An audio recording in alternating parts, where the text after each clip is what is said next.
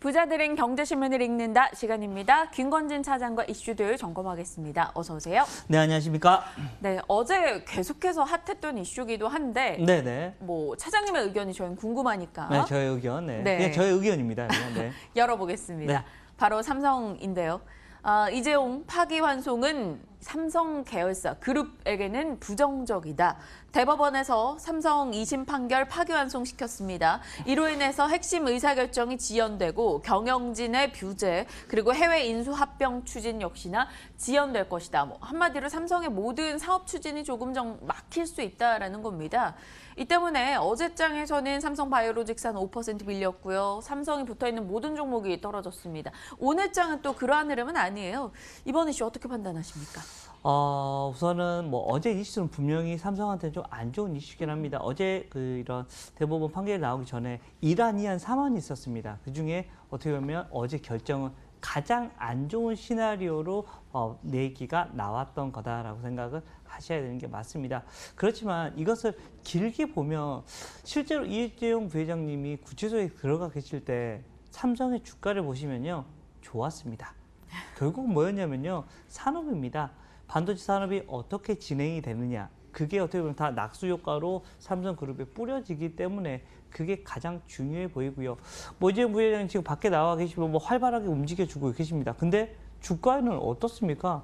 그냥 쏘 그렇게 크게 뭐가 그건 아닌 것 같다라는 거 얘기를 해드리겠습니다. 뭔가 조금 여러분들이 생각을 다시 한번 해보면 결국은 실적이다라는 생각을 하시는 게 맞을 것 같고요. 주가의 흐름도 여러분들이 그것을 확인하시는 게 맞다라는 겁니다. 즉 산업 뭐 이것보다 본질적으로 어떻게 보면 다시 실적으로 여러분들이 확인을 하시는 게 맞다. 단기 악재 오케이. 그렇지만 중장기적으로는 조금 다시 실적으로 돌아가 보자라는 얘기를 드리겠습니다. 알겠습니다. 일단은 이번 이슈에 대해서는 단기적 흔들림 정도로만 판단을 하고 기업이 가지고 있는 본질과 펀더멘탈에 좀 더 집중해보자라는 의견 정리하겠습니다. 삼성그룹 내에서 살만한 거 있을까요? 차장님 생각하실 때.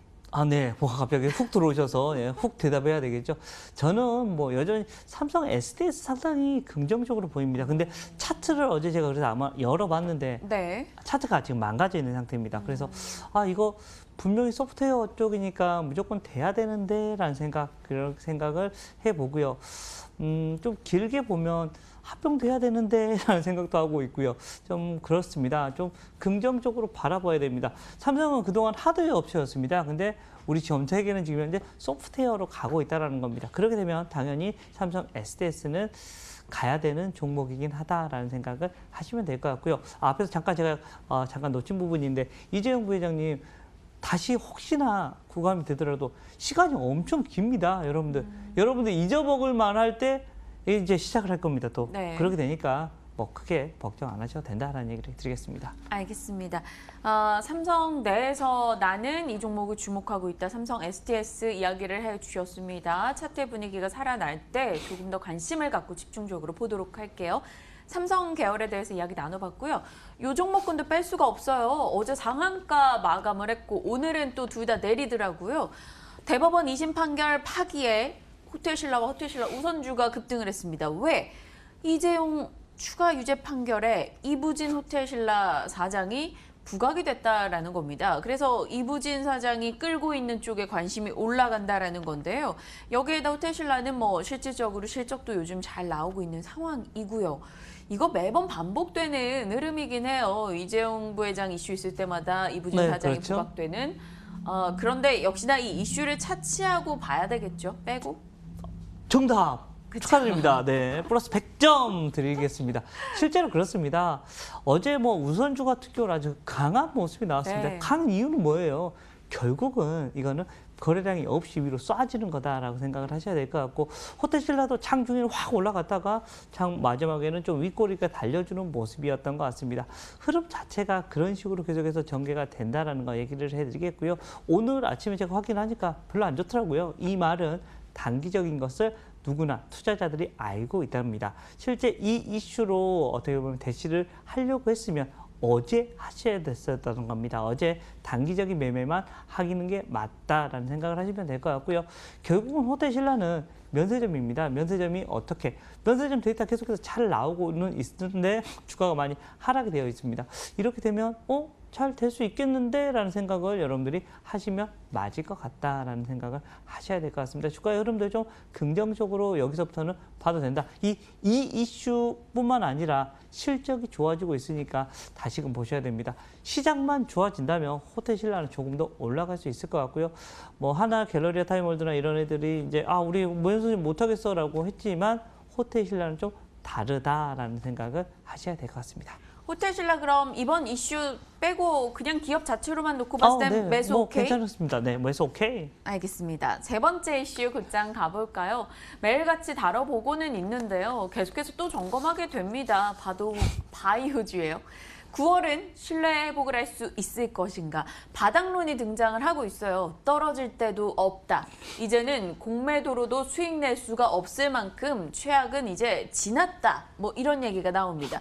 셀트리온 삼형제 이번 주 상승했고 헬릭스미스 임상 3상 결과가 9월에 있기 때문에 요 시작으로 해서 9월에 좀 바이오주 신뢰가 회복될 수 있다라는 얘기입니다. 여러 가지 기대 요소가 나오고 실질적으로 요 며칠 분위기가 좋다 보니까 또 흔들리는 분들이 계셔요. 네, 뭐 사실은 악재들이 정말 나올 게 다 나와버린 것 같습니다. 그리고 헬릭스미스 같은 경우는 사실은 다 뭐라고 얘기를 하냐면 지금 안 돼도 얘기들 기업 전반으로 바이오주 전반으로 가는 게 아니라 얘들한테만 영향이 있을 거야라는 이런 분위기가 지금 현재 많이 감돌고 있고요. 그만큼 올해 내내 사실은 제약 바이오는 좋지 않았습니다. 그만큼 힘들었던 시장이었다라고 생각을 하셔야 될 것 같고요. 주가의 흐름들을 보면 뭐 바닥권으로 나오는 것 같습니다. 제약 바이오는 사실은 실적 기반으로 가는 게 아니라 이런 기대감으로 많이 주가가 움직이게 되고요. 앞으로 이럴 거야라는 거. 그리고 우리는 늙고 병드는데 계속해서 기대 수명은 늘어나고 있습니다. 가장 큰 이유는 바로 이런 제약 바이오에서 약을 만들어낼 거다라는 거. 지금 가장 많이 돌아가시는 분들의 이런 병명이 뭐예요? 암이라는 겁니다. 근데 이 암 치료제에 대한 얘기가 계속해서 끊임없이 나오고 있잖아요.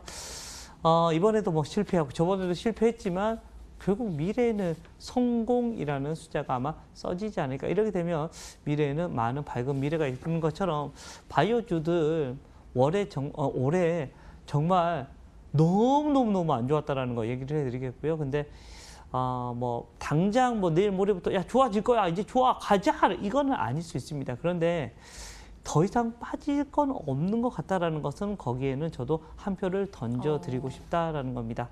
조금 길게 보시는 분들 그리고 제 포트가 100만 원이라면 한 10만 원 정도는 이제 이 정도에서는 한번 넣어놔 봐도 되지 않을까라는 생각을 해본다라는 얘기를 10만 원은 드리겠습니다. 어느 회사로? 네, 그 얘기 하실 것 같았는데 사실은 솔직하게 얘기하면 신약 업체보다는 저는 그냥 건강의료나 이런 쪽으로 좀 더 늘어가고 싶습니다.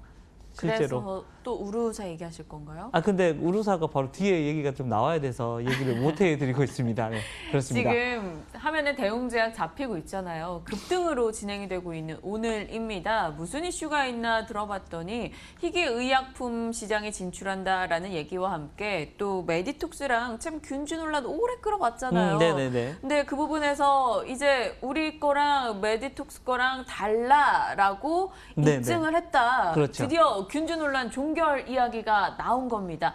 이 때문에 대웅제약이 올라가고 있는데 그동안 대웅제약을 너무나 강조를 많이 해주셨었어요. 너무 많이 했나요? 죄송합니다. 네, 맨날 우루사 하셨잖아요. 정확하게 알고 있어요. 네, 아주 우리 앵커님이 너무나 저에 대해서 많이 알고 계신 것 같습니다. 정말 우루사라는 거. 근데 우루사 회사가 이제는 아닐 수 있다라는 거 얘기를 해드리겠습니다. 물론 매출은 그쪽에서 아직까지 많이 나오고 있습니다. 그런데 회사를 볼 때, 회사를 평가할 때는 이제 바로 이 균주 논란이 이제 없어지면서 이쪽이 달라지네? 얘들도 이제는 보톡스인가? 라고 생각을 하면서 회사의 밸류가 달라져야 되고요. 또 오늘 먼저 얘기해 주셨던 희귀 이런 약품들을 개발하겠다라는 얘기가 나왔습니다. 지금 현재 임상 일상을 시작한다는 게 뭐냐면 간이 점점 굳어가는 이런 사람들이 있다고 하네요. 그 분들에게 어떻게 보면 희망이 될 수 있는 그런 약을 지금 현재 개발을 시작하겠다라는 거 얘기가 나왔습니다. 이 이슈가 나오면서 이제는 정말로 대웅제약이 정말 큰 이런 회사가 될 수 있지 않을까라는 생각을 할 수가 있을 것 같고요. 지금 주가도 어때요? 완전 바닥권에 있다가 오늘 이런 규제 논란이 마무리가 되면서 주가가 위로 팡 올라왔습니다. 주가의 흐름 아주 좋아질 수 있을 것 같다라는 얘기를 드리겠습니다. 17만 6,500원입니다. 주가의 흐름 좋아져서 어디까지 갈 수 있을까요? 21만 원대까지 우선 단기적으로 보고요. 그 라인이 뚫려버리면 더 가도 누구도 뭐라 할 사람은 없을 것 같습니다. 알겠습니다. 대웅제약 지속적으로 긍정의 의견을 주셨었는데 드디어 조금 힘을 받는 것 같습니다. 22만 원 라인까지 일단 단기적 접근해보자라고 의견을 주셨고요. 23만 원요? 21이라고 얘기했습니다. 21만 원이요. 네, 21만 원 라인까지 단기적 접근하고 나서 이후에 강하게 뚫고 거래량 실려준다면 더 바라보자 의견 주셨어요. 21만 원 도달 전에 흐름이 바뀐다면 저희 AS 들어갈 거니까요. 저희 방송 체크해 주시길 바랍니다. 오늘 시장에서 움직이는 다양한 종목들에 대한 이야기 김권진 차장님과 함께했습니다. 지금까지 부자들은 경제신문을 읽는다였습니다.